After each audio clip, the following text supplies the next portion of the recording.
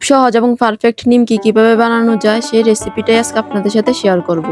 নিমকি বানানোর জন্য নিতে হবে ময়দা। এখন এর মধ্যে লবণ, চিনি, কালো জিরা, রান্নার তেল দিয়ে দিতে হবে এবং সবগুলো উপকরণকে ময়দার সাথে খুব ভালোভাবে মিশিয়ে নিতে হবে। সবগুলো উপকরণ ভালোভাবে মেশানো হয়েছে কিনা তা বোঝার জন্য এখান থেকে কিছুটা পরিমাণ ময়দা এভাবে মুঠি করে ধরলে যদি মুঠি বেঁধে থাকে তাহলে বুঝতে হবে সবগুলো উপকরণ খুব ভালোভাবে মেশানো হয়েছে। এই পর্যায়ে এসে কিছুটা পরিমাণ পানি নিয়ে নিয়েছি। এখন এর মধ্যে অল্প অল্প করে পানি দিয়ে শক্ত একটা ড্রো তৈরি করে নিতে হবে। এখানে পুরোটা পানি একবারে দেওয়া যাবে না, অল্প অল্প করে দিতে হবে। এখন এই ময়দার ডোটাকে 30 মিনিটের জন্য রেস্টে রেখে দিতে হবে। এখন এখান থেকে ছোট একটা লেচি কেটে রুটির মতো করে বেলে নেব।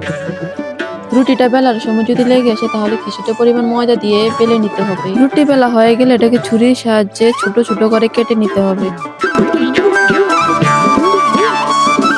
নিমকি তো অনেকভাবে কাটা যায়, কিন্তু এই ছোট সাইজটা দেখতে সবচেয়ে বেশি ভালো লাগে। এখন কড়াইয়ের মধ্যে একটু বেশি পরিমাণে তেল দিয়ে দিতে হবে। তেলটাকে খুব ভালো করে গরম করে নিতে হবে, নয়তো নিমকি গুলো ফুলবে না। গরম তেলে নিমকি গুলো দেওয়ার পরে চুলার আঁচটা একটু কমিয়ে দিতে হবে। তারপরে নিমকি গুলোকে মাঝারি আঁচে খুব ভালো করে ভেজে নিতে হবে। এতে করে নিমকি গুলো ফুলকো এবং ক্রিস্পি হবে।